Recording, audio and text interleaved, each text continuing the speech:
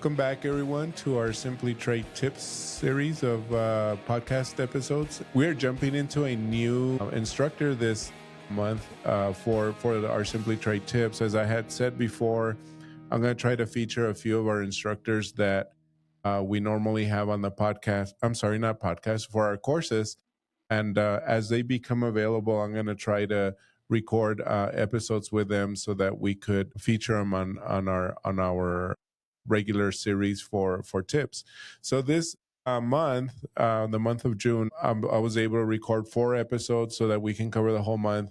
And just be aware that if you're looking at and watching our videos, if we're dressed the same and it's the third week, we we didn't just show up with the same clothing every week, so it's not like that's not our only wardrobe that we have or anything. We just happen to record all 4 at the same time, and because they are tips, they're not time sensitive. In other words, we're not going to talk about the current law change or the regulation that affected like CAPE filings or anything like that. And so I thought, hey, this is a perfect opportunity to pick and choose topics that we cover during our training courses. As you all may know, at Global Training Center, we have deeper dives on courses that are half day, full day, but we also have this great library of well over 40 courses in a subscription model where you can access a bunch of different topics that are like micro learning. That's probably the best way to describe it.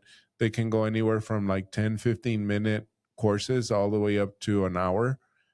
We may have series of courses, like we have a whole series. We have 10 episodes, let's call it, or 10 segments of importing that together make up about 6 hours. But out of those 10, when you take a few segments here and there, it's probably less than 30-40 minutes each.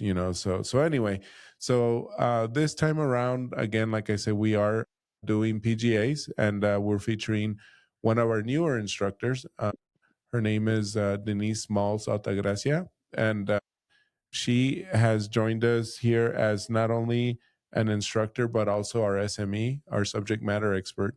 So she'll be helping us build a lot of really cool things here at Global Training Center. Amongst those, like a certification course that we're partnering with ICPA to do a certified import specialist course that will help you prepare for your exam, and quite a few other things. Just all these fun things that we do here at Global Training Center for teaching your team and or yourself on trade compliance. Denise, thank you for joining me, and just let us know a little bit about yourself and how you've come to start in this industry, and then we'll get into the topic. Well, thank you for having me. It's a pleasure. I love being part of the Global Training Center. Again, my name is Denise Smalls-Altagracia. I've been in this industry for, I don't like to date myself, but well over 25 years, maybe even a little bit more than that. I've been in the retail industry. I've worked with major companies. My last company was Kohl's department stores. I was a customs compliance specialist. Then I went up to coordinator, and then I became an analyst. So I've been in this industry a lot, been around the block, you can say. I've learned lots about everything trade. I love training, which is why I actually decided to join the Global Training Center. And it's a pleasure for me to be here. And she's a little humble. She actually does have a broker's license, and she Yes, also has CCS certification. yes, yes. Just a little bit about that. But Denise has also just brought a lot of different aspects of just looking at training. Her slides are incredible. Thank We're you. just blown away by like the detail that she has on them, and everything is like, okay, Denise, maybe this one we should break it up into 3 slides because you've got a tremendous amount of information. This is great information. So anyway, but thank you for joining us both at Global Training Center and here on the podcast. But so let's get started here with PGAs. I mean, and see how we can bring some folks some information here on these PGAs, and only because as I said earlier, when people think about importing into the US, they usually think, like with CBP, the duties, the tariffs, filing the brokers and everything. But there's several other agencies that have interest in your import for a lot of different reasons. So what are like what is it exactly that we're thinking about or talking about when it comes to PGAs? Well, you're correct. Many products are also regulated by federal agencies that have their own rules, their own documentation requirements, and even their own approval processes. So if you're importing goods, understanding PGAs is not really an option. It's one of the most important parts of getting your shipment cleared correctly. And I guess before we go a little further, we keep on using PGA. It does not mean the Professional Golfers Association for those that like golf. But it used to be called OGAs, other government agencies, right? Yes, yes. And it's been now recently called PGAs, which is partner government agencies. Can we define or talk a little bit more about what exactly those are? Sure. So, partnering government agencies are federal agencies that work with customs to oversee the importation of certain products. Their job is to make sure goods meet U.S. requirements for public health, safety, agriculture, environment, transportation, and then also security. So, in simple terms, you can say customs is the border authority, but PGAs are really considered the subject matter experts that regulate the product itself. So that means the clearance process is not just about declaring the value of the shipment, it's also about determining whether the commodity is subjected to agency reviews, whether the additional data is required, and whether the product is even eligible to enter the United States commerce. There are more than like 30 PGAs that help CBP help enforce. And yes, some training materials put the numbers at over 40 or even 50, depending on how they count the agencies and the sub agencies with filing responsibilities. So, in practice, exact numbers really matter less than the fact that there's a large number of networks that can affect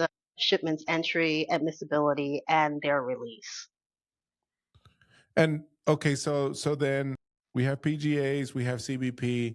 Obviously, they're not all. I mean, I guess they're technically under the same big umbrella, but not necessarily in this. They all report to different heads of those departments and everything. But how exactly do those PGAs work with CBP as like products arrive to the port, or as a shipment is getting, as your shipment comes into the U.S.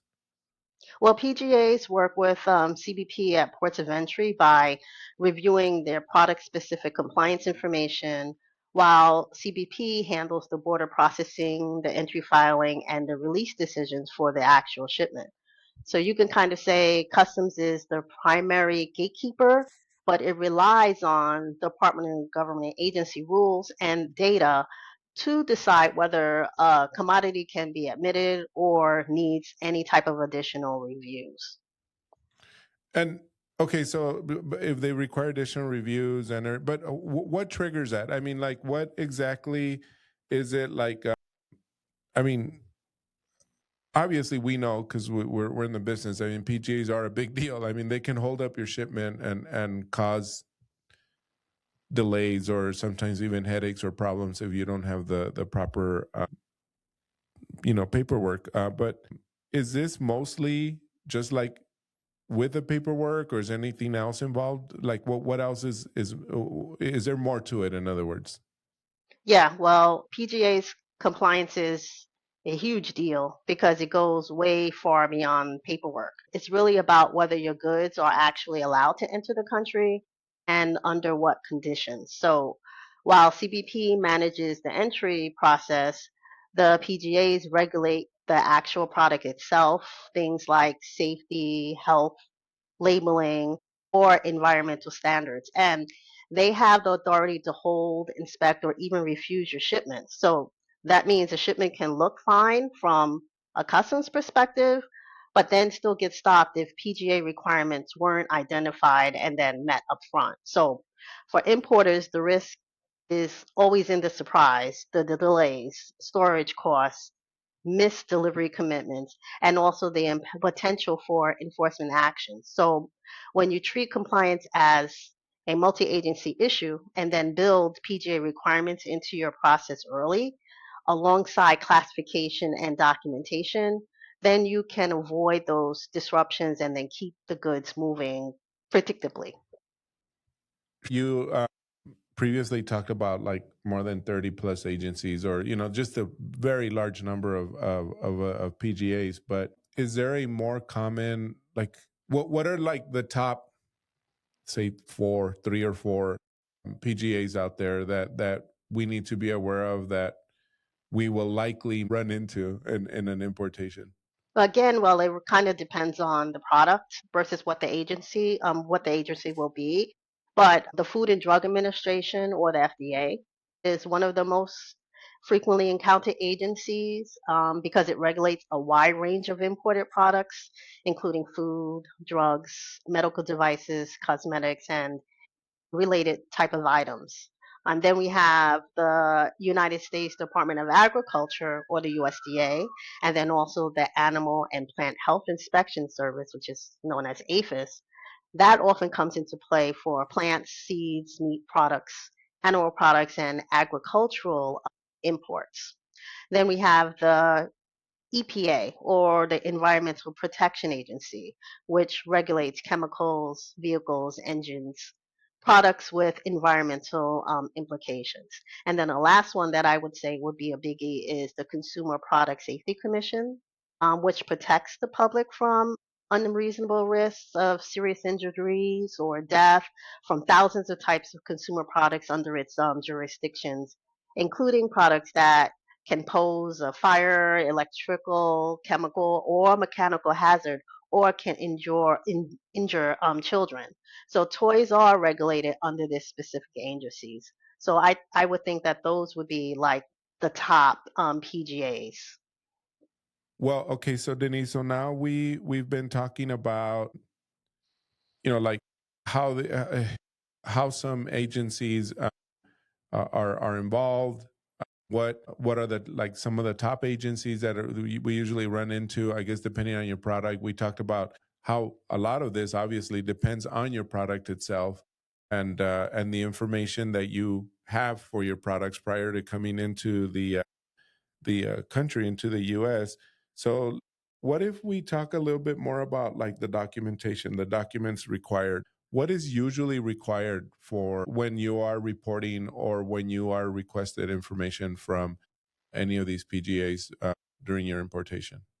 Well, at a minimum, most shipments require that commercial invoice, a packing list, and then also transportation documents like a bill of lading or airway bill. But if a PGA is involved, the importer may also need permits, they may need licenses, certificates, they can possibly need test reports, product codes, declarations, or other agency specific data. So the exact requirements really depends on the product and the agency that's involved. So for an example, food shipment may require FDA related prior notice or other entry type of information. Agricultural goods may need USDA or APHIS documentation. Chemical shipment may need EPA related data. So the key point is that the PGA compliance is not really a one size fits all. It's more product specific as well as rule specific. As in everything in trade, usually well, not usually, but when you follow the rules and you're doing proper compliance, things flow better. Like when you're doing CTPAT, things flow better. When you're doing, just different, when you're filing and doing things properly. So, like, what are, I guess, assuming that well, like, let's just say that, like, what are the benefits of doing or following a PGA program properly? And maybe on the flip side, what are the problems or the troubles or the issues or concerns that you're going to run into by not following that correctly? Okay, so the first is speed. Proper documentation and accurate product classification usually leads to faster clearance. The second is predictability. If you know ahead of time which agencies applies, then you can plan inventory, transportation, and delivery more reliably. And then the third is cost control. So delays can create demurrages, storage charges, missed sales, overtime costs, all of which can be avoided with good compliance planning. So there's also a reputational benefit. A company that consistently clears shipments properly looks more professional to suppliers, customs brokers, carriers, even to customers. So over time, that builds trust. And in trade, trust is not just a nice extra, it really is part of operational efficiency. So when PGA rules are not followed, consequences can be serious. Shipment can be delayed while the issue is being reviewed, which happens a lot. It can be detained if documentation is incomplete or inconsistent. And in some cases, the goods may be refused entry or ordered out of the United States. For more serious violations, importers may also face penalties, increased scrutiny, or even seizures depending on the product and the nature of its violation. So the hardest part is that noncompliance often creates a chain reaction. A delayed shipment can interrupt production, disappoint customers, and then also increase costs all at once. So one missing code or one inaccurate description or even one missing agency document can end up affecting the whole supply chain. Exactly. Yeah. So you make a point there, and we talk a lot about that here in Global Training Center when we do trainings, and not only that, but also with the podcast itself. That trade compliance is a culture that your whole company should adapt. So, like you're talking pretty much about the same thing, that it should be treated as a business function, not just a checkbox. Like, let's just, I already looked at PGA. It's all part of the business functionality. What exactly do you mean by that? Like, what is involved with that? So it impacts far more than customs. It touches sourcing, it can touch logistics, inventory planning, finance, and even product decisions. So if you regularly import regulated goods, compliance can't be an afterthought handled at the port. It needs to be built into your processes up front with the right systems, checks, and training in place before purchase orders are issued or the shipment actually moves. So the company that do this well identify the relevant agency early, understands the requirements, and then prepares the necessary documentation in advance. So that shift from reactive to proactive is what allows them to avoid disruptions and operate with much more predictability and control. So I guess we're coming here to the end of the episode. I guess the big crescendo, let's call it, of the episode. Let's. Is there? There's several tips and different information that you provided, but what is the one thing or that you might want people to get out of this from this episode? So CBP may be the face of the border, but PGAs often decide whether your products can legally enter and move through the US market. So the more regulated the product, the more important it is to actually know the agency, know the documentation, and also know the entry requirements before the shipment moves. So that's how you avoid delays, reduce risk, and also keep your supply chain working the way it should.